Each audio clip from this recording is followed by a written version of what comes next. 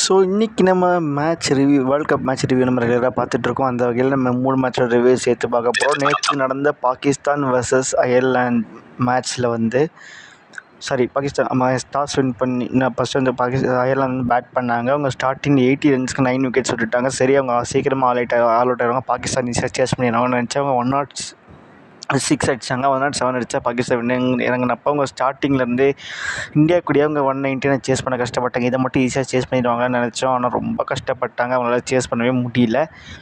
கடைசியாக கஷ்டப்பட்டு பாபர் அசாம் அவருடைய நேச்சுரல் கேம் ஆடி இந்த கேமை ஜெயிச்சு கொடுத்தாரு. அடுத்து இன்றைக்கி நடந்த மேட்ச்சில் வந்து பங்களாதேஷ் நேபாள் வந்து 1 சைட் மேட்ச் தான். 106 அடித்தாங்க, ஆல் அவுட் ஆகிட்டாங்க. நேபாள் அப்செட் பண்ணுவாங்களான்னு பார்த்தா 85க்கு ஆல் அவுட் ஆகிட்டாங்க. அதே மாதிரி நெதர்லாந்து 118க்கு ஆல் அவுட் ஆகிட்டாங்க. ஸ்ரீலங்கா வந்து 201 அடிப்பாங்க. ஸோ இன்றைக்கி நடந்த 2 மேட்சஸுமே ஒரு 1 சைடு மேட்சாக தான் போய் முடிஞ்சிருக்கு. ஒரு